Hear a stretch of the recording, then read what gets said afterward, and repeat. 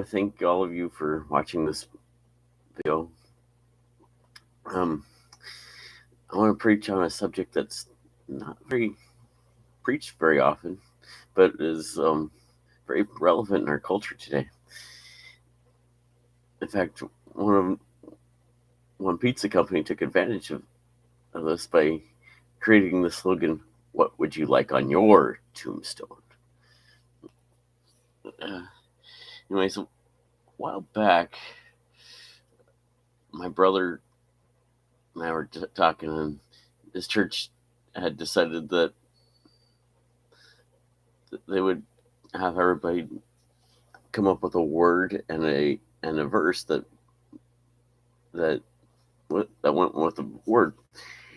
And so I decided to do it, and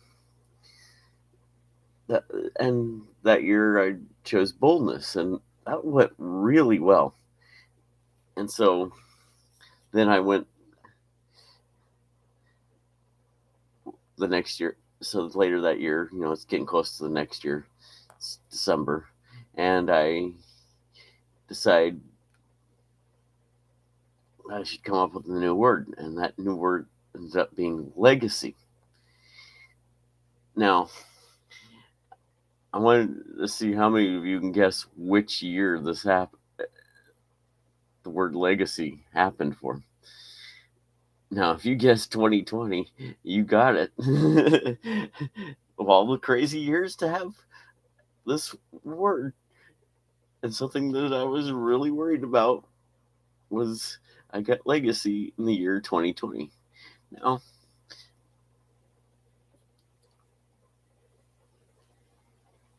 the first 2 months of that year were very awesome. I mean, I signed up for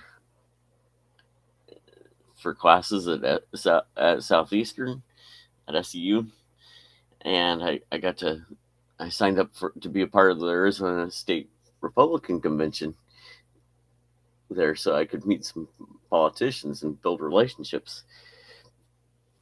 And then COVID hit. Now, my life with COVID and everybody else's life with COVID was completely different because I was an essential worker. I work at a grocery store, so we're swamped. Now, here I am trying to live a life of legacy, and now I'm busier than I've ever been before. My life's been turned upside down. So now, how many of you have actually wanted to live a life of legacy, and then life turned crazy and you said, "Oh, never mind"? That was my thought during the year 2020. In fact, I almost, after my first semester classes, said, "Forget this. This isn't going to happen again." And doing class at SEU is actually my third attempt at trying to get a degree in preach. So I was about dejected at this point.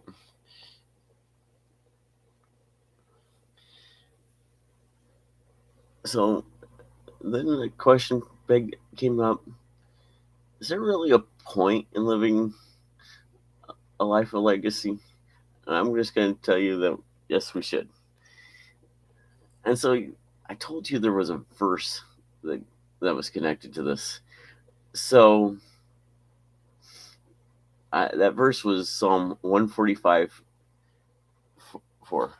In the Passion Translation, it says, "Generation after generation will declare more of your greatness and declare more of your glory."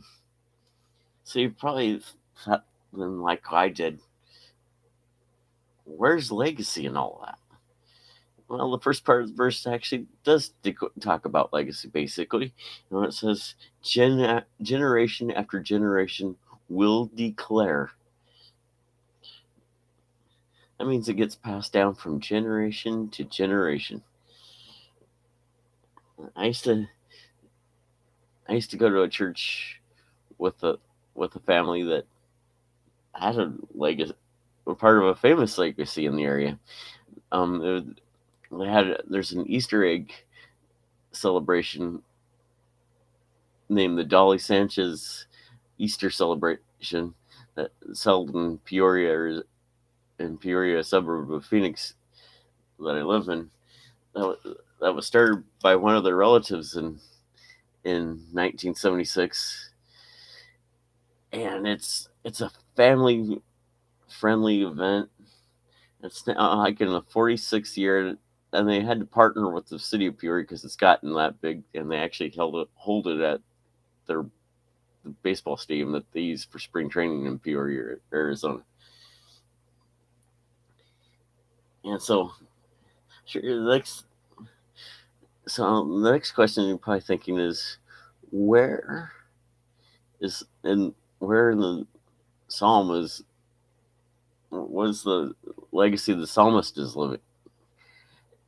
And so I just want to point out that Psalm 145 is a psalm that's described as King David's poetic psalm of praise. This shows that, I mean, King David wrote many of the psalms, so this shows that King David is leaving a legacy of praise, and you can see that throughout. I mean, the fact that he wrote many of the psalms, and it doesn't have to be big. It just has to be big enough that people would be willing to share it throughout the generations. In the NIV, Psalm 145:4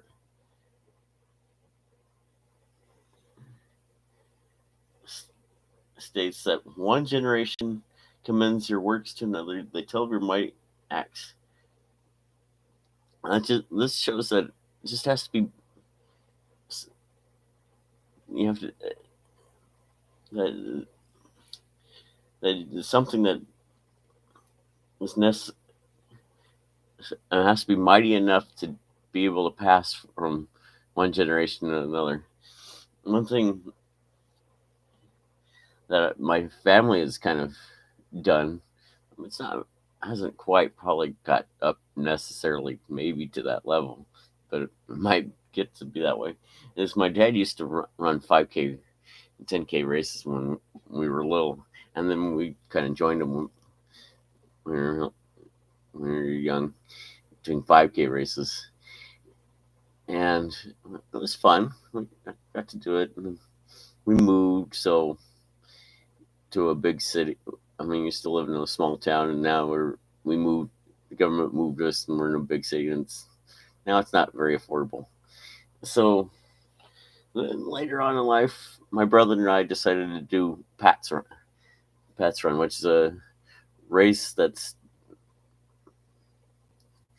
raises scholarship money for military families, and it's a 4.2 mile race. And my brother's family joined us in later races, and now my brother is a successful cross country coach, and he's actually also now track and field coach for the middle school, Glendale Prep. And my older niece and my nephew both do track, so now we're passing on a thing of legacy of running. So what do you need to do this to apply this in your life? First off, you need to pray. I mean, first you got to seek first the kingdom of God and His righteousness, and all these things will be added to you. And you need to allow God to do. You need to allow God to do His will in your life. Ephesians 2:10 in the New Living Translation says that we are his masterpiece. And a masterpiece is a work of art that an artist has done that has lasted throughout generations, is famous. So God, we need to allow God to be the artist and allow us to be the masterpiece that God has put in our lives. Then we got to do what God has for us to do. That would be the back end of Ephesians 2:10, and I've done this in my life through running for charities. I people give me money and I apply it to funding me for charity runs. So like Pat's run, and I also do this one with the Start Line Racing that raises money for the St. Mary's Food Bank. For you, that could be mowing yards or making costumes for church play or something like that. Then you have to let it grow. You have to realize that it's going to get bigger than just you, and have to partner with people just to keep it going.